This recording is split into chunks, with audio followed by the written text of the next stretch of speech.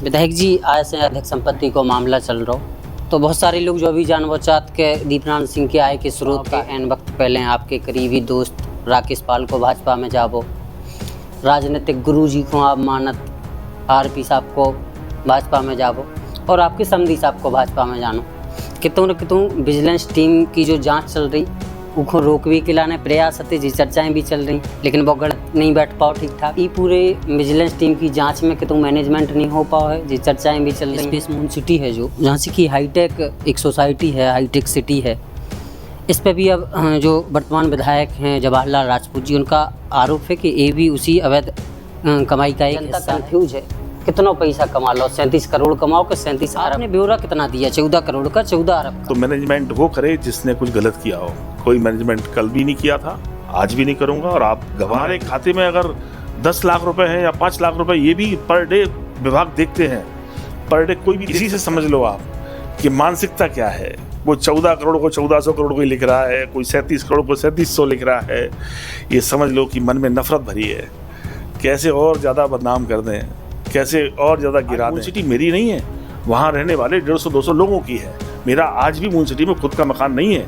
अगर मुझे भी मकान खरीदना पड़ेगा तो कंपनी को पैसे पे करने पड़ेंगे। आज तक जिससे कोई चैनल का पोर्टल है, कोई उस पर देखो क्या लिख रहे हैं। अरे कम से कम आप आज तक नाम है, अब अभी तक नहीं समझ पाए कि क्या क्या है। कम से कम जवाहर जी सीख तो लें, शिकायत करने के पहले उसकी समीक्षा तो करें। मैंने कहा कि युद्ध की तरह लड़ेंगे, आज उनकी बारी है, कल मौका लगेगा तो उसका निश्चित तौर पर जवाब। 1000 पेज हमने पन्ने, विभिन्न जानकारियां, पिछले 20 साल का सारा रिकॉर्ड उनके सामने भी। कोई निष्पक्ष अधिकारी इस समीक्षा करेगा, 1 रुपए का फर्क नहीं आ सकता। कोई काम ना जीवन में किया है और जब तक जिंदा रहेंगे ना कोई काम ऐसा। जिंदगी में जो कुछ भी कमाऊंगा और वैध तरीके से कमाऊंगा और उसमें भी आधा पैसा गरीबों पर खर्च करके जाऊंगा। नमस्कार भैया, राम राम। हम हैं आशुतोष नायक और आप देख रहे हैं बुंदेली वार्ता। बुंदेली वार्ता की टीम आज आई है पूर्व विधायक दीपनारायण सिंह दीपक यादव के पास, जिनके ऊपर विजिलेंस के द्वारा उत्तर प्रदेश सतर्कता अधिष्ठान है जो उनके द्वारा FIR दर्ज करी गई है। आय से करीब 2.5 गुना ज़्यादा खर्चा के मामले में कही जा रही है, लेकिन अलग अलग न्यूज़ वेबसाइट के मुताबिक अलग अलग रिपोर्ट दिखाई जा रही है। एक तरफ अगर आज तक की वेबसाइट की बात करें तो जो स्क्रीनशॉट आप देख सकते स्क्रीन पे अपनी के 37 अरब की बात करी जा रही है, में करीब 23 अरब आय से अधिक खर्च की बात करी जा रही है। दूसरी तरफ दैनिक भास्कर को स्क्रीनशॉट है जिसमें 37 करोड़ की बात करी जा रही। बड़ा अंतर है विधायक जी, जनता कन्फ्यूज है। कितना पैसा कमा लो, 37 करोड़ कमाओ कि 37 अरब का? देखिए, आज के ज़माने में जब आप किसी भी व्यवसाय में हैं और आप इनकम टैक्स पेयर हैं तो 24 घंटे विभागों की नज़र आप पर रहती है। आप साल में जो लेखा जोखा देते हैं उसको हमेशा उसका सर्वे होता है, स्क्रूटनी होती है। कोई भी व्यापार में आप कोई अधिक मुनाफा कमा के भाग जाएं, ये अब पॉसिबल नहीं है। व्यापार की अपनी रणनीति हो सकती है किसी की, लेकिन जिस तरह का टैक्सेशन है वो सब चीज़ों से बंधे हुए हैं। जो व्यापार नहीं जानते, जो टैक्सेशन के विषय में नहीं जानते, वो अंदाज में, गलतफहमी में कुछ भी बात कह सकते हैं। यही बात मैंने पहले भी बोली है कि जो जांच एजेंसी है, जिसने जांच विजिलेंस टीम ने जो जांच की है, उन्होंने जो पेपर्स, जो शिकायत जवाहर जी ने की थी मेरी, उसमें बच्चों की फीस तक का जिक्र भी किया था। सब कुछ उसमें लिखा था। हम लोगों ने पूरे एक एक चीज़ पेपर पिछले 20 साल से अधिक से हम इनकम टैक्स रिटर्न दाखिल कर रहे हैं।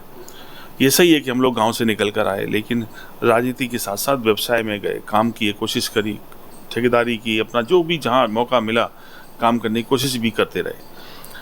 और उसका सारा लेखा जोखा प्रतिवर्ष हम लोग डिपार्टमेंट वाइज सबको देते रहे हैं। जो उस शिकायत के आधार पर मैंने कहा कि जो जांच एजेंसी है उसने अगर निष्पक्ष तरीके से देख रही होती, मेरे पेपर्स को देखा होता, तो 1 रुपये का फ़र्क नहीं हो सकता।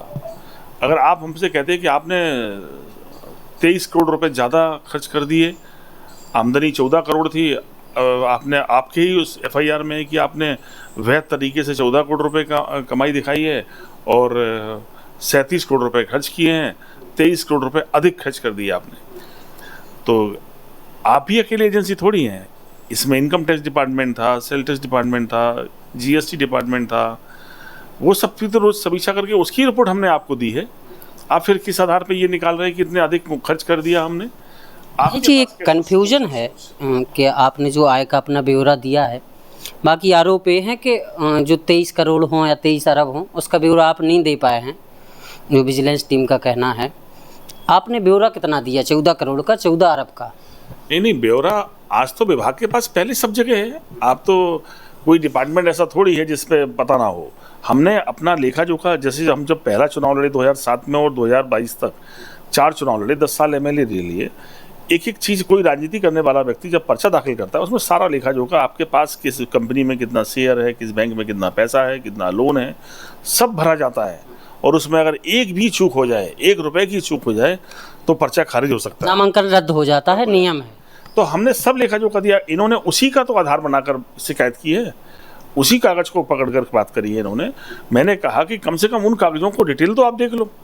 और मैं आज कह रहा हूँ कि जब भी कोई ऐसी एजेंसी, जैसे अब दूसरी एजेंसी जांच कर रही है कानपुर वाली, अगर उसमें आर्थिक जानकारी के लोग उसका विश्लेषण करेंगे, जांच करेंगे, तो मैं कह सकता हूँ मुझे न्याय मिलेगा 100%। हमने कोई काम ऐसा नहीं किया जीवन में जिसमें कुछ छुपा हो। हम पारदर्शी तरीके से ज़िंदगी है। अगर हमें टैक्स की चोरी करनी थी या ज़्यादा वो करना था, तो हमने अपनी ज़िंदगी में सामाजिकता को जोड़ा। अपने इस 15-20 सालों में हर साल 100 बेटियों की शादी की, उन गरीब परिवारों को, बेटियों को अपनी बहन बनाया, धूमधाम से शादी की, उसका भी लेखा जोखा उस वर्ष से हम देते चले आ रहे हैं। मैंने कहा आज तो बहुत सी बातें कह सकते हो, लेकिन हमने जब पहली शादी 2014 में शुरू की, तब भी मैंने वो लेखा जोखा शुरू किया, 2004 से शुरू किया। उसका भी आपने टैक्स दिया? टैक्स दिया था कि इतना पैसा खर्च हुआ, इसमें ये हुआ। छोटे से बड़ा आयोजन कोई भी हुआ हो, हम लोगों ने कॉलेज संस्थाएं बनाई, उन संस्थाओं को कैसे चलाया, कैसे बनाया। अगर हमें कुछ बहुत अधिक मुनाफा कमाने की वो होती, या हम इस तरह का काम करना चाहते, तो हम विद्यालय नहीं खोलते, कोई और व्यवसाय की तरफ जाते। हम लोग हर उस जिस भी व्यवसाय में रहे हैं पूरा टैक्स भरा है, और आज भी भरते। मैं सोचता हूँ कि इसके लिए हम लोगों ने बढ़ चढ़कर हमेशा टैक्स दिया है। मैं लोगों से कहना चाहता हूँ, लोग आरोप लगा सकते हैं पर धैर्य रखिए, सब चीज़ें आपके सामने होंगी। विधायक जी, अप्रैल 2021 में शासन का आदेश आता है, जांच शुरू होती है। 6 महीने में जांच 6 महीने तक ठंडे बस्ते में रहती है। अचानक विधानसभा चुनाव आता है, अचानक फिर अखबारों की सुर्खियां बनती हैं और फिर आपका नाम आता है। क्या लगता है आपको, क्या है? यही सब बातें तो ये साबित करती हैं कि राजनीति की जो हदें हैं, भाई हम लोग राजनीति की इस प्रथा को इस रूप में मानते थे कि हम जो कोशिश कर रहे हैं अपने राजनीतिक कौशल से, राजनीतिक प्रभाव से, राजनीतिक संबंधों से, उससे बेहतर आप काम करेंगे। हम लोग ये उम्मीद पाले थे कि हम बेटियों की शादी कर रहे हैं, हम लोग स्कूल्स खोल रहे हैं, कॉलेज खोल रहे हैं, बच्चों पढ़ाने की कोशिश कर रहे हैं। दूसरा जो प्रतिद्वंदी है वो भी गरीबों की बेटियों की शादी करेंगे, दवाई का उनका कुछ इंतजाम में मदद करेंगे, खड़े होंगे साथ में। हम लोग बांध लेकर आए, सड़कें लेकर आए, बड़वार को भरने की योजना लेकर आए, हम बिजली के सिस्टम को ठीक कर रहे थे। मैं सोचा और बेहतर करेंगे, लेकिन लड़ाई उस बेहतरी की नहीं है। इन्होंने एक दूसरा रास्ता चुना। इन्होंने सोचा कि बने बनाए को कैसे हम बिगाड़ें, बांध का काम रुकवा दिए। कोई एक सड़क बनाई हो पूरे 5 साल में, बताएं। कोई काम, हर काम को बिगाड़ने की कोशिश की है। और उसी कड़ी में इनका सोच है कि दुश्मन को फंसा दो, बदनाम कर दो, अपमानित करा दो, छवि खराब कर दो। ये कोई पॉजिटिव काम नहीं कर पाए। ये शिकायतें 5 साल में इन्होंने मेरी 100 से अधिक शिकायतें की हैं विभिन्न विभागों में। सबकी जांच हुई है, सब जांचों में सब ने हमें ये क्लीन चिट दी है कि नहीं, अब कोई चीज़ नहीं गलत पाई गई। विजिलेंस को भी चुनाव के पहले इन्होंने पूरी ताकत झोंक दी, दबाव बनाया बार बार जाके डिपार्टमेंट में कि आप जो है ये जांच अभी पूरी करें, चुनाव के पहले इसमें इनको खिलाफ एफआईआर लिखनी है। लेकिन मैंने कहा ना, जो पेपर मांगे हमने सब 10,000 पेज हमने पन्ने, विभिन्न जानकारियां, पिछले 20 साल का सारा रिकॉर्ड उनके सामने रखा कि हम लोग पाक साफ काम किया, हमारा ये लेखा जोखा है। उसके बाद भी इन्होंने उस अंतर को निकालकर, जिस अंतर वैल्यूएशन को व्यय में जोड़ रहे हैं आप, अरे कम से कम उसकी समीक्षा तो करें आप। मैं कह सकता हूं कि जिस दिन भी कोई निष्पक्ष अधिकारी इस समीक्षा करेगा, 1 रुपए का फर्क नहीं आ सकता। कोई काम ना जीवन में किया है और जब तक जिंदा रहेंगे ना कोई काम ऐसा करेंगे। विधायक जी, आपके द्वारा हमेशा कहा जाता है स्पेस मून सिटी है जो झांसी की हाईटेक एक सोसाइटी है, हाईटेक सिटी है।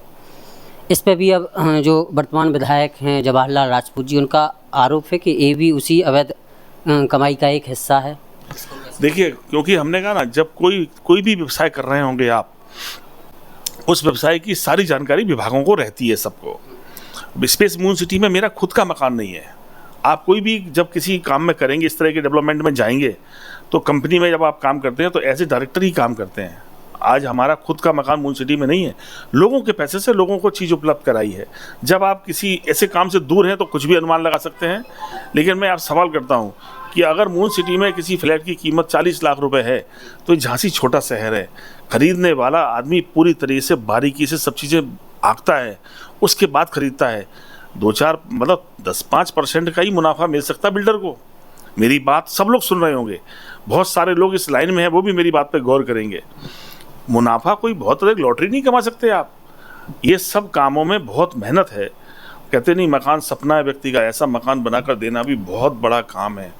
जो जिस काम में इन्वॉल्व है, बड़ी बड़ी कंपनियां ध्वस्त हो गई देश में आज, जो हज़ारों मकान बनाती थी, वो कैसे हो गई? बहुत अधिक मुनाफे का काम नहीं है, ये सर्विस है, सेवा है। जिस दिन वो ये काम करेंगे ना, उस दिन उसकी वैल्यू समझेंगे।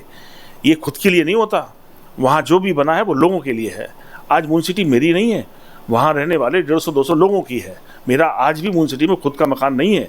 अगर मुझे भी मकान खरीदना पड़ेगा तो कंपनी को पैसे पे करने पड़ेंगे। कम से कम जवाहर जी सीख तो लें, शिकायत करने के पहले उसकी समीक्षा तो करें। और वही बात, शिकायत के पहले विभाग बैठे हैं, जीएसटी डिपार्टमेंट प्रतिदिन देखता है, प्रतिदिन इनकम टैक्स डिपार्टमेंट देख रहा है, एडवांस टैक्स लेते हैं, एडवांस टैक्स भरते हैं। एक अकेली किसी एक जिस भी कंपनी में हम होंगे, अगर किसी कंपनी में है तो पूरा बेहतर से बेहतर रिटर्न हम दाखिल करने की कोशिश करते हैं। अधिक मुनाफे की लड़ाई नहीं है, अच्छे से अच्छा काम करने की लड़ाई है।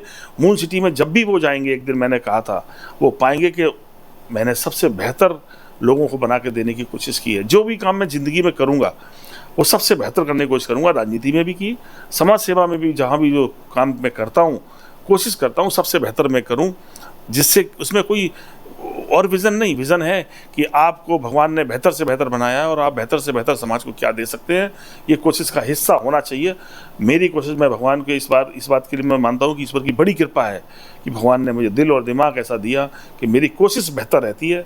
ज़िंदगी के जिस मोड़ पर जहाँ भी रहूँगा सबसे अच्छा काम करने की कोशिश करूँगा। विधायक जी, आज से अधिक संपत्ति को मामला चल रहा हो तो बहुत सारे लोग जो अभी जान बचात के दीपनारायण सिंह के आय के स्रोत का हैं, बहुत सारे लोगों को पता शिक्षा के क्षेत्र से भी आय हो जात, बहुत सारे स्कूल हैं आपके, मून सिटी है, इसके अलावा और का सोर्स हैं जिसे इतनी कमाई करी गई है? देखिए, आप कमाई कर नहीं सकते, आपको काम करना पड़ेगा। और जब भी कोई काम किसी भी जैसे उन्होंने कहा खनन का आरोप लगा रहे थे, अरे कम से कम आप खनन विभाग में जाकर, किसी डिपार्टमेंट में जाके उसकी रिटर्न निकालो। आप पहले पूरी रॉयल्टी पे की गई है, उस पर जीएसटी पे किया गया, उस पर इनकम टैक्स पे किया गया। कोई काम ऐसा नहीं कर सकते आप कमाई करके, कोई आसमान से नहीं टपक सकता कुछ आपके पास। आपको बेहतर कोशिश करनी पड़ेगी। किसी भी बिजनेस में जाएंगे आप, हम लोग करोड़ों रुपए लोन लेकर अपना व्यवसाय चला रहे हैं, कितना ब्याज भर रहे हैं, कितना हम पर लोन है, ये सब कुछ लेखा जोखा है। हमारे खाते में अगर 10 लाख रुपए हैं या 5 लाख रुपए, ये भी पर डे विभाग देखते हैं, पर डे कोई भी देख सकता है। और मैंने मेरे पर्चों में ढूंढ सकते हैं आप। मैंने कहा किसी के बारे में, जो गांव में कहते थे ना कि किसी की 1 गुनी और किसी बेवकूफ़ की चौर 4 गुनी, किसी तरह किसी पर भी आरोप लगाकर आप कुछ देर के लिए खुश हो सकते हैं, लेकिन सच्चाई जब जाएंगे, आप सच्चाई गहराई तक जाएंगे, तो मैंने कहा कोई ऐसा आश्चर्यजनक काम जीवन में नहीं है। मैं तो पहले से भी, लोग आप मेरी बातों को 15 साल पुराना भाषण भी सुनेंगे, उसमें भी मैं कहता था कि मेरी कोशिश बेहतर थी, इसलिए भगवान ने मुझे बेहतर जगह रखने की कोशिश की, मैं बेहतर जगह पे पहुंचा हूं, लोगों की नज़रों में भी। आज ये गिराना चाहते हैं वहाँ से, ये खुद तो लड़कियों की शादी नहीं कर पाए कभी, ये किसी गरीब की मदद नहीं कर पाए। हम लोग अपने जीवन से, अपने शरीर से 15 बोतल से अधिक खून दान हमने किया है। क्या किसी को ये अपना खून दे सकते हैं किसी गरीब के लिए? तो मैंने कहा कि लड़ाई उस स्पर्धा की थी, और मैंने कहा कि जो मेरी काम धंधे भी हैं, पहले दिन से मेरी कोशिश थी, और आज मैं आपके मार्फत फिर दोहरा रहा हूँ, ये लोग आपकी मार्फत लोगों तक जाएगी। ज़िंदगी में जो कुछ भी कमाऊँगा और वह तरीके से कमाऊँगा, और उसमें भी आधा पैसा गरीबों पर खर्च करके जाऊँगा। ये लोग मेरी समीक्षा और परीक्षा लेते रहेंगे ज़िंदगी के साथ। विधायक जी, फिर जो 2300 करोड़ को जो का लोचा बीच में आ रहा हो, का समस्या आगे कि इतना भारी अंतर आ रहा हो? 14 करोड़ की वैध संपत्ति बताई जा रही है, बाकायदा लिखित में है 14 करोड़ की वैध। ये जो फिगर बढ़ा रहे हैं, इसी से समझ लो आप कि मानसिकता क्या है। वो 14 करोड़ को 1400 करोड़ को ही लिख रहा है, कोई 37 करोड़ को 3700 लिख रहा है। ये समझ लो कि मन में नफरत भरी है, कैसे और ज़्यादा बदनाम कर दें, कैसे और ज़्यादा गिरा दें, क्योंकि गांव से निकल कर आए हैं ना, आसानी से कोई एडजस्ट नहीं करता। मैं उनसे कहना चाहता हूँ, पत्रकारिता करने वाले लोगों से, कि आप चौथे स्तंभ हो, आप सहारा हो इस लोकतंत्र के। आप तो समीक्षा कर लो, कम से कम कागज़ तो पढ़ लो। ये पढ़े लिखे लोगों की जमात है और आप 14 को 1400 लिख रहे हो, 37 को 3700 लिख रहे हो, तो लगता है कि आप भी साजिश का हिस्सा बन रहे हो। आप राजनीति करना चाहते हो इस आरोपों के साथ भी। जी, इसमें मीडिया की गलती है या कहीं ना कहीं एफआईआर में जो अंक लिखे हैं उसमें हेर फेर है? नहीं, एफआईआर में सिर्फ एक जगह गलती है, लेकिन मीडिया के लोग पढ़े लिखे ये नहीं देख रहे हैं कि 14 करोड़ की आमदनी बता रहे हैं, 23 करोड़ रुपए ओवरड्यू बता रहे हैं, तो 3700 कहाँ से हो जाएगा, करोड़ कहाँ से बन जाएगा? वो इतना तो पढ़ा लिखा आदमी समीक्षा कर सकता है। एक बड़ा चैनल आज तक, जैसे कोई चैनल का पोर्टल है कोई, उस पर देखो क्या लिख रहे हैं। अरे कम से कम आप आज तक नाम है, आप अभी तक नहीं समझ पाए कि क्या क्या है फिगर। कम से कम एक बार एफआईआर तो पढ़ लें आप। मैंने कहा कि जो लोग ऐसा कर रहे हैं, मैं उनके पोर्टल पे उनकी शिकायत भी दर्ज करूंगा कि कम से कम आप तो इस राजनीति का हिस्सा नहीं बनो, गंदी राजनीति का। अरे हम लोग कोई ऐसा काम करेंगे, आपको पूरा अधिकार है, सब कुछ आप करिए, छापिए। मैं चाहता हूँ गलतियाँ बताने से गलतियाँ सुधरती हैं। मैं जीवन में कोई काम ऐसा नहीं किया, ना करेंगे, बेहतर काम करेंगे। लेकिन कोई फंसा कर, डरा कर, बदनाम करके, साजिश करके दबाना चाहता है, जब तक जिंदा रहेंगे लड़ने की कोशिश करेंगे। विधायक जी, राजनीति में मैनेजमेंट आम बात है, कई चीज़न को मैनेजमेंट होते, अच्छो भी हो तो बुराओ भी हो। ये पूरे विजिलेंस टीम की जांच में कि तुम मैनेजमेंट नहीं हो पाओ है, जी चर्चाएं भी चल रही हैं। देखिए, हमने कहा ना, जब आपके पास कागज़ अच्छे होंगे किसी मैनेजमेंट की ज़रूरत नहीं है। और आज की तारीख में जिस तरह के टैक्सेशन की नीति सरकार की है, जो बने हैं, कोई भी व्यापार करने वाला व्यक्ति जो मेरी बात सुन रहा होगा, आप अधिक मुनाफे की तो उम्मीद कभी कर ही नहीं सकते। आपको कोशिश का अच्छी करनी पड़ेगी, तब कुछ अच्छा पा सकते हैं। और रही बात मैनेजमेंट की, तो मैनेजमेंट वो करे जिसने कुछ गलत किया हो। कोई मैनेजमेंट कल भी नहीं किया था, आज भी नहीं करूंगा, और आप गवाह रहेंगे। जैसे मैंने कहा, ये लोग मुझ पर आरोप चुनाव में लगा रहे थे, शराब बांट रहे थे। मैंने लोगों से अपील की चुनाव मतदान के पहले, कहा था कि अगर मैं शराब बांटूं तो मुझे हरा देना, मुझे मत देना वोट। मैं गलत काम नहीं करूंगा, मैं इस रास्ते से नहीं राजनीति करूंगा, भले ही हार जाऊं चुनाव। परिणाम भले ही खिला पाया हो। मैंने उस इरादे को जो बोला था वो ज़मीन पर उतारा, कोशिश की कि मैं ये काम नहीं कर सकता। मैं आज आपसे कह रहा हूँ, ऐसे मुनाफे की आवश्यकता क्या है? अगर मुनाफा इतना ही ज़रूरत है तो कौन कह रहा था हमसे कि बेटियों की 1000 शादी कर दो आप? किसी ने थोड़ी कहा था। किसी ने थोड़ी कहा था कि डिग्री कॉलेज आप खोलकर गरीबों को पढ़ाने की कोशिश करो। मेरी कोशिश थी, मैं मठ में पब्लिक स्कूल नहीं बनाता, मैं झांसी बनाता। वो अगर मुनाफा कमाना होता, गरीब बच्चे हैं, किसानों के बच्चों को पढ़ाने के लिए बेहतर स्कूल, कर्जा लिया, करोड़ों रुपए कर्जा लेकर उस बिल्डिंगों को बनाया, और आज भी उसको पे कर रहा हूँ, नुकसान के बाद भी पे कर रहा हूँ। तो मैंने कहा कि देखिए, हमारी एक सच्चाई तो भगवान देख रहा है ना। हम इंसानों के बीच में, लोगों के बीच में अपनी चालाकी से कुछ कर सकते हैं, पर एक अदालत भगवान की है, ऊपर वाले की है, वो सब देख रही है। वो मेरी सोच, मेरे काम करने की रणनीति, मेरी सब कुछ उसकी नज़र भी है। मैं उसको हिसाब देता हूँ, और मैं मेरा उसी से वादा है कि मैं अच्छा करने आया हूँ, और जब तक जिंदा रहूँगा अच्छा करने की कोशिश करूँगा। विजिलेंस टीम की एफआईआर के बाद अब आगे की जांच कानपुर शाखा की तरफ बढ़ा दी गई है, लेकिन इसके संगे संगे झांसी में भी एक चर्चा चलन लगी कि चुनाव के एन वक्त पहले आपके करीबी दोस्त राकेश पाल को भाजपा में जाबो, राजनीतिक गुरुजी को आप मानत आरपी साहब को भाजपा में जाबो, और आपके समधी साहब को भाजपा में जानो। कितों न कितों विजिलेंस टीम की जो जांच चल रही उसको रोक भी खिलाने प्रयास होते, जी चर्चाएं भी चल रही, लेकिन वो गणित नहीं बैठ पाओ ठीक ठाक। हमने ज़िंदगी में कोई गणित नहीं लगाया। राकेश पाल जी मेरे मित्र भाई की तरह रहे जब तक रहे मेरे साथ, लेकिन जिस दिन से गए उस दिन से कभी मेरी बात नहीं हुई। गुरुजी ने, मेरे राजनीतिक रिश्ते उनसे नहीं रहे, उन्होंने मुझे पढ़ाया लिखाया, मेरे उनसे परिवार रिश्ते आज भी हैं। बीजेपी में गए वो, लेकिन जिस दिन से राजनीतिक बात, जब वो बीजेपी गए उस दिन से राजनीतिक बात उनसे भी नहीं की है मैंने, और घर की बात तरह कभी होती भी है। लेकिन और भी कोई ऐसा हम लोग काम, जहाँ तक हमारे समधी साहब का सवाल है, तो मैंने कहा कि वो हमसे बड़े लीडर हैं। मेरी कोशिश हमेशा पॉजिटिव रही है, अपने जहाँ भी जिसके साथ रहे उसको रिश्ते निभाने की पूरी तरह कोशिश रही है। मैंने कभी राजनीतिक सलाह उनसे नहीं ली, ना उन्होंने मुझसे ली। उनके अपने राजनीतिक फैसले हैं, वो क्या करने जा रहे हैं, क्या। और आज की तारीख में वो मानदान भी हैं, बड़े भी हैं, हमसे रिश्तों में बड़े हैं, हम उन्हें सलाह नहीं दे सकते। और रही बात हमारे उसूलों की, मैंने कहा कि हम अपनी परेशानी को किसी पर नहीं डाल सकते। मैंने जीवन में कभी कोशिश नहीं की। हम अगर परेशानी है, राजनीति युद्ध है, और इस युद्ध में कभी जीत मिलती है, कभी हार मिलती है, कभी अच्छे दिन, कभी खराब दिन, कभी परेशानी, पर हम घबराने वाले नहीं हैं। मैंने कहा कि युद्ध की तरह लड़ेंगे, आज उनकी बारी है, कल मौका लगेगा तो उसका निश्चित तौर पर जवाब देंगे। लेकिन आज उनके हाथ में कमान है, वो हमला कर सकते हैं। मैंने कहा कि यही खेल की तरह तो है राजनीति, और किसी भी खेल से जोड़ लो, जैसे आप क्रिकेट से जोड़ दो तो एक तरफ एक पारी मिलती है जिसको सरकार बनाने का मौका मिलता है, वो जनता के बीच में अच्छे काम करके अच्छे रन बना सकता है, और वो चाहो तो वो दूसरे खिलाफ कार्रवाई कराकर दूसरे का नुकसान करके उस राजनीति करता। मेरी राजनीति पहले दिन भी ये थी कि मैं लोगों के लिए बेहतर काम करके दूंगा, सड़कें बनाऊंगा, बांध बनाऊंगा, बिजली अच्छी करूंगा, स्कूल खोलूंगा, कॉलेज खोलूंगा, योजनाओं का एक एक लाभ लोगों तक कैसे पहुंचे इसकी कोशिश करूंगा।